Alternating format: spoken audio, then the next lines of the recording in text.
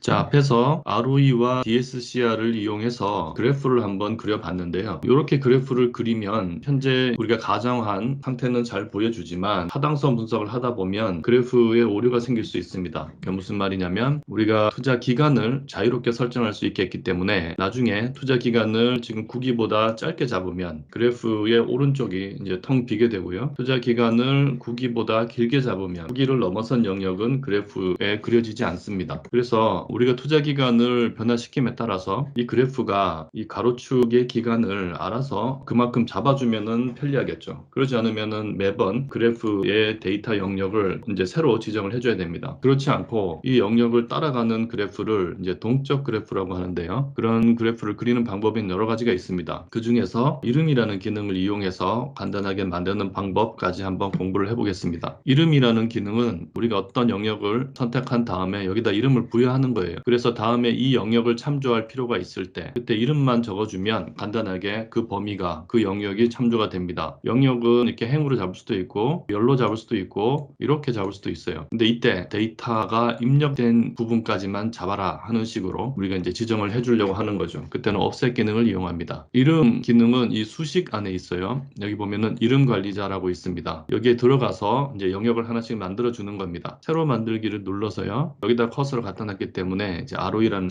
이름은 먼저 입력이 됐어요. 그런 다음에 이제 참조 대상에서 그 범위를 정해주는 겁니다. 참조 대상을 아까 말한 대로 만들려면 이제 offset 기능을 이용하는 게 편리합니다. offset 기능은 제일 먼저 기준이 되는 셀을 하나 정해줍니다. 위치를 그거를 여기로 잡죠. 그런 다음에 영역의 출발점을 그 기준 셀에서부터 얼마나 떨어진 곳에다가 할 거냐 하는 걸 정해줍니다. 근데 우리는 저 자리에서 출발할 거기 때문에 행이건 열이건 움직이지 말고 저기서 출발하라 라고 정해줄 거예요. 그게 0, 0 이렇게 정해주면 됩니다. 그런 다음에 이제 아래 위로 얼마나 움직이고 좌우로 얼마나 움직일 거냐 하는 걸 숫자로 정해주는 거예요. 그러니까 우리가 행으로는 저 행을 그대로 쓸 거기 때문에 그때는 이제 1이라고 입력을 해줍니다. 그 다음에 이제 열로는 그러니까 오른쪽으로 얼마나 가게 할 거냐 하는 걸 정하는 게 키포인트인데 이때 count라는 함수를 사용할 겁니다. count는 우리가 정해준 영역 안에서 숫자의 개수를 세주는 거예요. 그거를 여기서부터 우리가 수식을 입력해 놓은 표 끝까지 이제 가는 겁니다. 그런 다음에 괄호를 닫죠. 두 번 닫아줘야 되겠네요. 그래놓고 일단 확인을 한번 눌러보겠습니다. 그러면 이제 새로운 ROE라는 이름의 영역이 하나 생겼는데요. 거기 보면은 offset, 아까 말했던 첫 번째 셀에서 이제 출발을 해서 행으로는 그 행을 그대로 쓰고 그 다음에 오른쪽으로는 얼마나 가냐면 우리가 ROE 데이터를 입력해 놓은 전체 영역 중에서 숫자의 개수만큼 오른쪽으로 가라 하는 겁니다. 이제 그렇게 하면은 우리가 만들어 놓은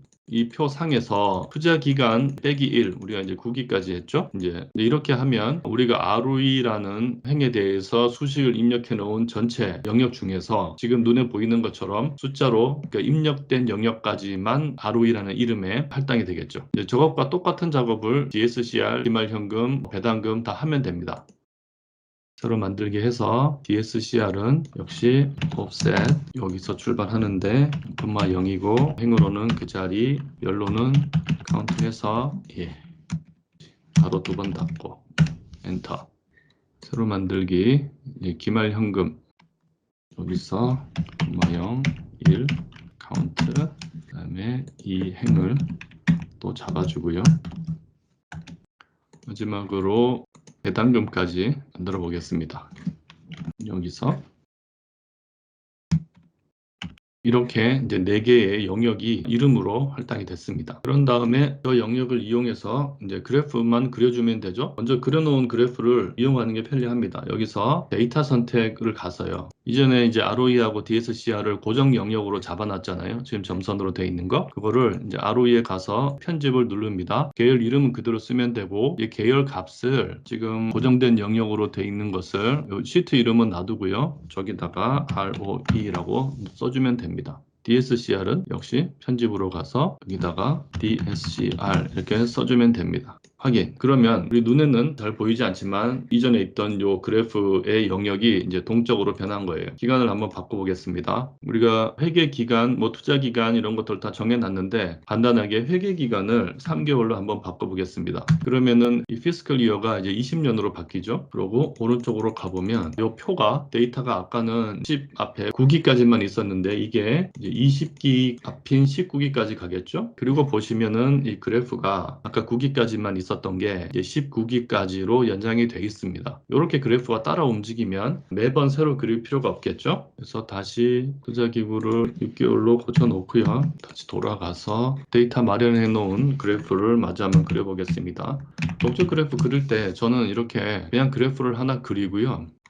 그 다음에 아까처럼 영역을 변경해 주는 게 좀 더 편하더라고요. 그래서 차트 종류 변경, 혼합으로 가서 이번에는 배당금을 보조축으로 보내고 이제 확인해 놓은 다음에 다시 데이터 선택으로 가서 기말현금은 편집해서 시트 이름 놔두고 기말현금 이렇게 입력을 해주고요. 배당금에는 똑같이 배당금 이렇게 해주면 됩니다. 확인. 그러면은 현재 눈으로는 큰 차이 없지만 아까 이제 ROE와 DSCR 변하는 거 봤잖아요. 저것처럼 이 그래프도 지금 동적 그래프로 작성이 된 겁니다. 이 그래프도 이제 적절한 위치에 보내주면 그리고 이제 제목까지 써줘야죠. 기말현금과 배당금 그리고 크기도 지금 우리 시트에서 한눈에 들어올 정도만 해주겠습니다. ROE와 DSCR은 DSCR이 일정 수준 이하로 떨어지는 구간이 없는지 기간이 없는지 가장 낮은 곳이 언제인지 그리고 시간이 흐르면서 DSCR이 개선되는지 악화되는지 이제 이런 걸 보는 거고요. ROE도 마찬가지입니다. 그리고 기말현금과 배당금에서는 우리가 배당금이 역시 추세가 어떻게 됐는지 이제 보는 거랑 특히 기말현금은 이게 마이너스가 되는 구간이 없는지 앞에서 가분 조정까지 다 끝난 상태에서 여기서 이제 마이너스가 발견될 리는 없겠죠. 하지만 이제 올라가고 떨어지고 언제가 가장 낮은지 이제 이런 것들은 여기서 볼 필요가 있겠죠. 자, 이렇게 해서 중요한 변수들의 동적 그래프를 그려보는 방법까지 설명을 마쳤습니다.